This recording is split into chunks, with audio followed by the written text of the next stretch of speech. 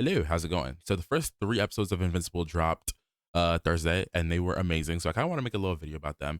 To start off, I think I've noticed there's like this season's quality, at least for the start, um, is much better than last season two. Me personally, I've always said that Invincible kind of has mediocre animation for the level of show of and popularity that it is. So I'm glad to see there are a lot of fluid sequences, even in the first three episodes. Even considering this season starts off much stronger than the last season, that's really exciting. The main episode I want to talk about is episode two because that's pretty much like the craziest episode, probably the best episode of Invincible so far. And to start off with the episode, we have the Mark versus CECIL. Mark versus CECIL that was in the trailer. I did not think we'd get it this early. So to get it this early, and we basically don't know what's going to happen towards the end of the season, like at all, which is exciting. But to talk about season three, episode two, um, Mark versus Cecil, to me, I think Cecil's completely in the wrong. The way Cecil goes about that entire situation is just insane to me. For example, he basically flexes his muscle towards Mark, putting him into the white room and bringing out the robots. We're just gonna call them robots. I think the show calls them reanimants. It doesn't fucking matter. Bringing out the robots, which and then when Mark has an adequate reaction to him bringing out the robots, he uses it as justification or proof that he was right that Mark is a threat, which infuriates me so bad because he baits him into reacting and then uses that reaction against him. It's just the way he goes about it. It's like, okay, well, you better do what I say, or else I could handle you. I might have to put you down. And then when Mark reacts to that, it's like he almost the way he uses it as a justification, like, oh, see, I always knew you had that in you, and the way that pisses me off so much. And then I think Mark does the smartest thing possible and immediately going to Guardians, not only for help, but because the more people need to know about the dynamic that Cecil has with his heroes, his employees, let's so to speak. And the more people that know about it, the better. One thing I really like is when Mark goes to the Guardians and Cecil shortly comes gets there right after him. And you can see in the moment where the Guardians make the choice to side with Mark, almost because like Mark is like one of them. He's one of their peers. I knocked something over. He's one of their peers. They know Mark. And Cecil's kind of just, it's like the way especially with the way Mark phrases it, when he comes to them, he's like, Cecil's trying to kill me. Which I don't know what Cecil's plan was, but he was gonna bring him in and he was definitely gonna lock him up somewhere. I don't know if we could say, I think we can pretty confidently say that.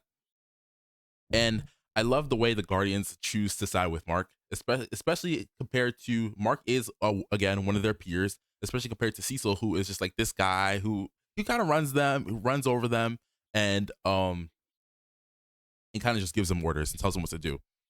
And then towards the end of the fight, let's talk about the end of the fight where Cecil says, "Never, ever, ever threaten me again," and like the I love the way Mark immediately supersedes that order and immediately threatens him again.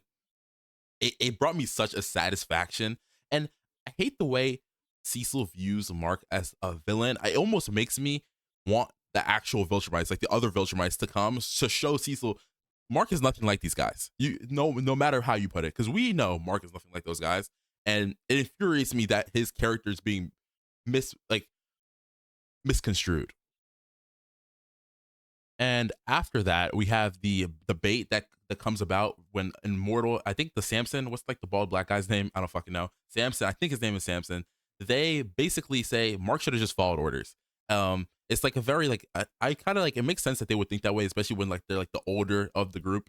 It's like all about following orders, like very military style. And it really started to infuriate me that they got so defensive and upset because Mark and some of the other younger Guardians wanted even thought of questioning authority. And I also love the scene where Rex steps up to Invincible and decides to leave the Guardians right then and there.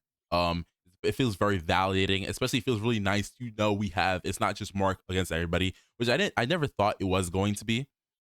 I definitely thought from the start that a lot of the Guardians would side with Mark regardless. I don't know. I feel like my audio is a little too loud. Let me lower it for a second.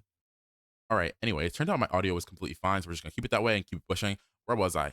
Anyway, yeah, I'm glad that Mark does have people who have his back, and it's very good like support system. He has Adam Eve, his mom, Oliver, which a bit off the rails. At the end of the episode, he does say, "Why didn't you just kill Cecil?" He straight up just says it. Why didn't you kill Cecil? You should have just put him down. Then you wouldn't have to worry about him, which is a good lead up into what happens in the next episode. Which I feel like maybe I should make a video for future episodes. I do want to get into this and do little 5 minute little reviews, little talk about episodes. But anyway, and yeah, I think that's really all I have to say for this episode of Invincible specifically. Hopefully I can get into making some more videos, especially now once I get more comfortable talking behind the camera. So yeah, that's really about it. Thanks for watching. If you did watch this and enjoyed it for whatever reason, leave a comment, gives me some motivation. And yeah, that's it. See you guys.